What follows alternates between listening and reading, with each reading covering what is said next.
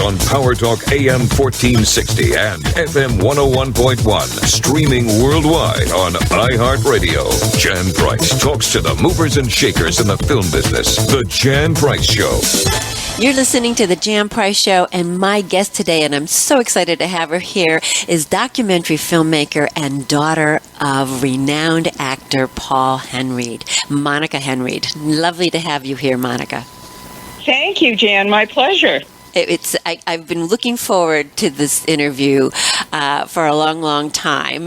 Just to disclose, Monika and I met in the ladies' room at the Turner Classic Movies Film Festival last year, and we started chatting, and I knew then I wanted to have you on the show. You always meet the most interesting people in the ladies' room, don't you? Always, especially at the Hollywood Roosevelt.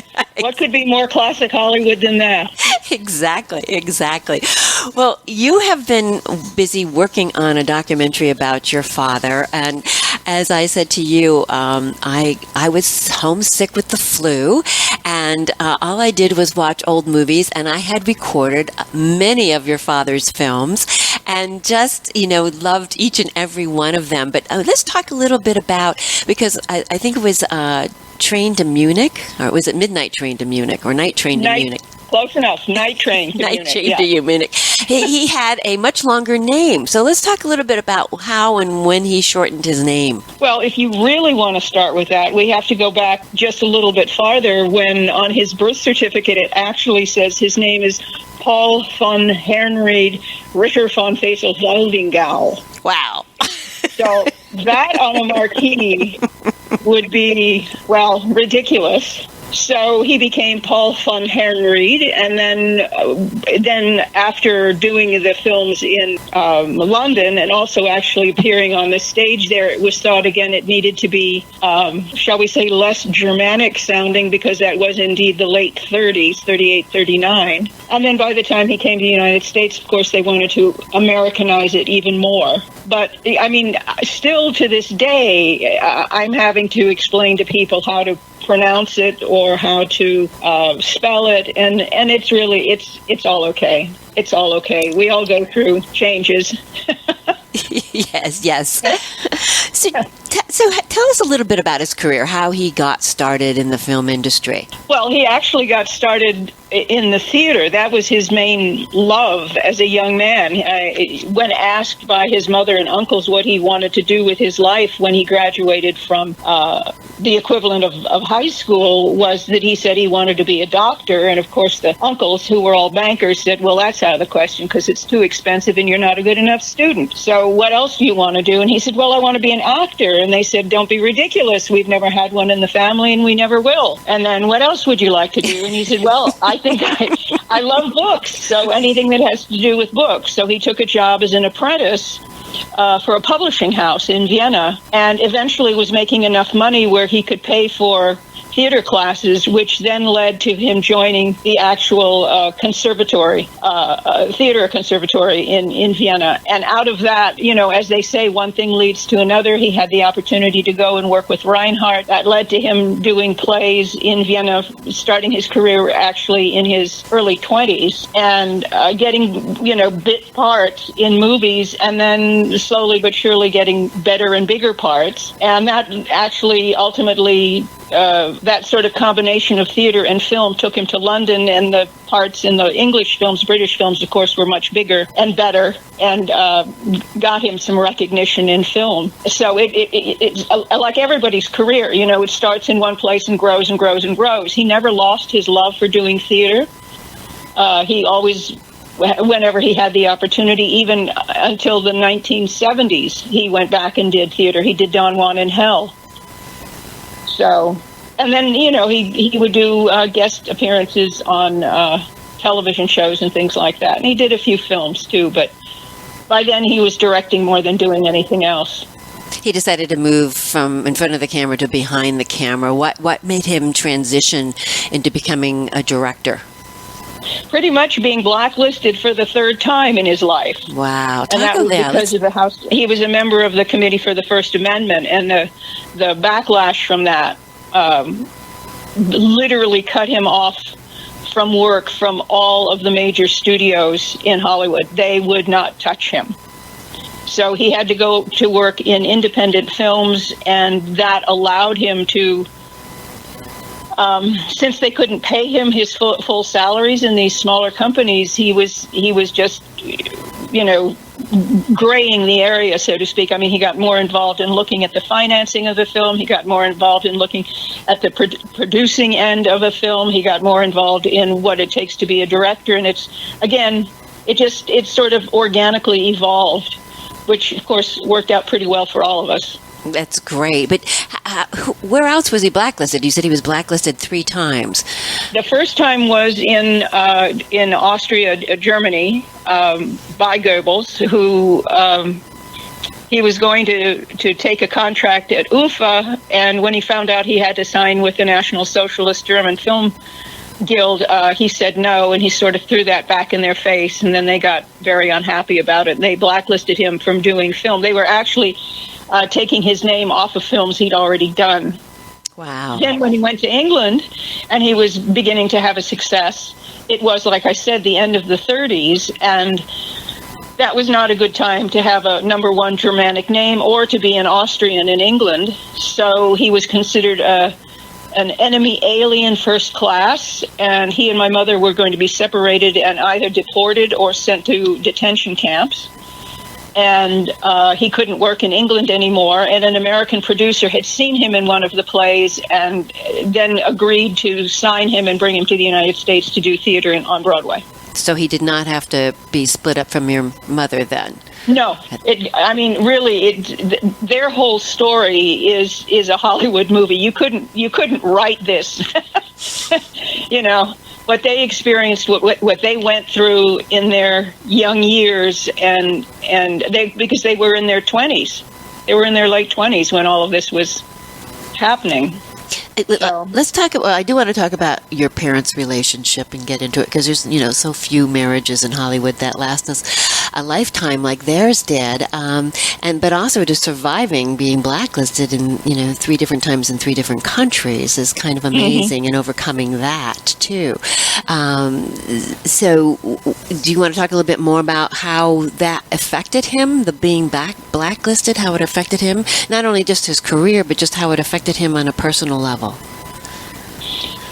Yeah, there's nothing fun about rejection, even though you get quite accustomed to it as an actor, because, what is the product you're selling? You're selling yourself. Right. So there is an element of taking every one of those rejections personally, but I think when you do it on such a grand scale, where you're being told that you can no longer work in the industry of your choice in the country in which you live or in the city within which you live, and both actually, it's a bit overwhelming.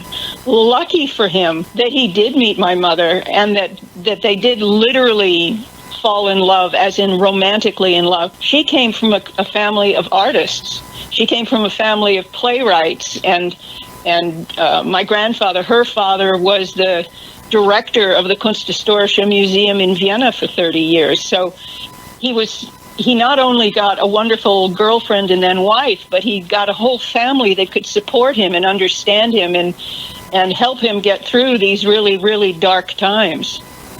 How but wonderful. It did, yes. I would say yes. He very much was hurt by this, and being a sensitive person in the first place, he did take it personally. But again, she was always there to encourage him, and she'd always tell him, yes, we're going to get through this, and we're going to make it happen, and whatever you want to do with your career, we're all here to support you.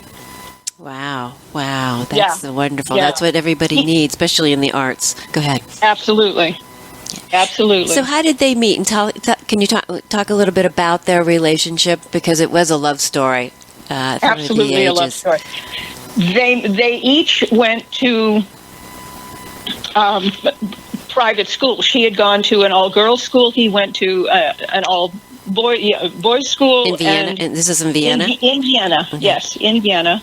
And they had met probably when they were in their mid-teens, but they had met sort of only in passing. And years later, I think it might have been the opening night of a play he was in with the Reinhardt company. One of his friends said, "Oh, we've got to go to this, after party," and he didn't want to go, and whatever. Anyway, the friend convinced him to go and actually got him a blind date, and off they went to this party. And across the room, literally, there's my mother with her date, who she probably wasn't very happy with either. And when they did meet eye to eye and then start talking to each other, they realized that they had met when they were teenagers. And both of them not being happy at this particular party, my father said, "Well, I think I have to go now." And my mother said, "Okay, I'll give you a ride. I have a car." So the two couples got in the car. My mother dropped off her date, dropped off my father's date, and went to the top of the Kobenzl, which is a beautiful hill at the edge of the Vienna woods, and danced and drank champagne and talked for the rest of the night, never even noticing that the sun was coming up over the city of Vienna, and literally never parted each other's company for the next almost 60 years. Wow. Wow. That's a love story. That is a love story. I love it. I love it. I love love stories too. So, in your documentary, which you're working on, is that an integral part of the documentary, their relationship? Oh, absolutely. Absolutely. I think, honestly, he would not have succeeded were it not for her encouragement, for her patience and her love, and again, her family.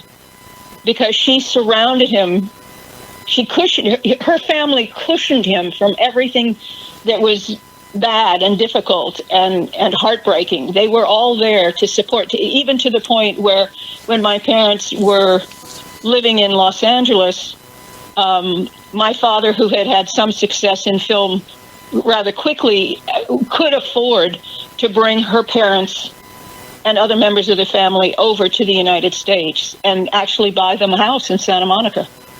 So they were all together again. Wow. Wow. Yeah. That's wonderful. Really nice. So you grew up with your grandparents nearby then? Yes. That's wonderful too. Not my father's parents. My father's father passed away during the First World War, and my father's mother, though she was given the choice and did come and visit us quite, I wouldn't say frequently, but a few times that I remember from my childhood, she chose to go live with her younger son, my father's younger brother, and they lived in South Africa. Oh, nice. Did you ever go over there to visit? I didn't. I wish the opportunity had arisen, but they traveled and visited us. I did meet my uncle and I did meet my grandmother. That's nice. If you are just listening, if you're just tuning in and you are listening to the Jan Price Show All About Movies, and my guest today is Monika Henreid, and she is a documentary filmmaker and the daughter of famous film actor Paul Henreid, and we're talking about her father's career today. So he came over to America via this. Was it a producer you said, or a director who had? Yes, and a producer. A producer. So what happened once he reached America? Well, another, one of those moments, and again, this is why I keep saying, this is why this story is so amazing. Somehow he was always in the right place at the right time and the wrong place at the wrong time. So there were either great highs or great lows in his career and his life. He was being brought to Broadway to appear opposite Helen Hayes. And when he arrived, and they literally were very, very limited as to what they could bring because it was during the war, and it was, for whatever reason, Europeans, especially, again, Austrians or Germans, were being held at bay a bit. When they arrived, they had a very limited amount of money, and the assumption was, though I don't know that there was a written contract, there might have been a limited contract. They were put up in a nice hotel, and then within 24, 48 hours found out that Helen Hayes' schedule had changed and was not available to do this play, and then he would just have to wait. And again, my mother, with all of her spirit, said, well, okay, fine, I'll find an apartment, I'll get a job. She was a couturier designer and a costume designer in Europe and had fabulously successful career on her own. Hence, she could afford to buy her own automobile. Wow. which had made its definite impression on my father.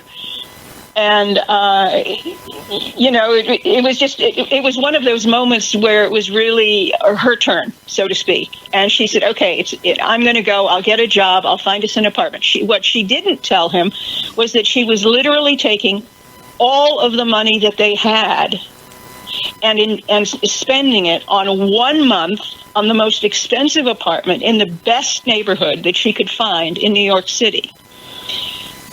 Whatever other change they had was enough for food. And Wow. that was it. And my father absolutely panicked.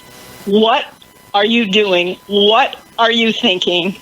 My English is not American enough. They're not going to understand what I'm saying. Nobody's going to give me a job. I don't know what's going to happen. She just stopped him dead in his tracks and said, you'll have a job in less than 30 days, and then we can afford to stay here. And she was right. I love it. She was absolutely right. She found a job for herself so that they would have a small income. I don't remember the name of the designer, but somewhere on Fifth Avenue, quite posh, because, like I said, her reputation had preceded her. And they lived in this apartment rather beautifully, and he went to a couple of auditions, all of which went quite poorly. And then he went and met with Elmer Rice, who had written a play called Flight to the West, which would star his wife, Betty Field, and a couple of young punks that hadn't done anything or much of anything before. One was Carl Malden. Oh, my goodness. The other one was Hugh Marlowe, who also became lifelong friends with my parents, of course. And my father went to this audition and had read the pages that he was supposed to read for Elmer Rice, and apparently was not well taken by them. He didn't like them at all. And when he did sit in front of Mr. Rice to make his audition, he said, it's really hard for me to say these things because this is not how a Nazi speaks. I thought, the first time I heard this story about my father, I kind of laughed, and then I thought about it, and I went, yeah, he has that kind of, it's not really arrogance, but this kind of confidence that he knows what he knows. He had spent enough years dealing with Nazis. He had spent enough time playing Nazis, and he always wanted to prove to the audiences that Nazis were not all heavy-handed thugs. They were educated, sharp, charming, very often people. And that's what he wanted to play. So you could see that there would be a reason that people could get caught up in these stories and beliefs, this unfortunate time in our history, but that that it was possible that people would believe the propaganda that Nazis would spread. So Mr. Rice said to him, well, do you think you can write it better? And my father said, yes.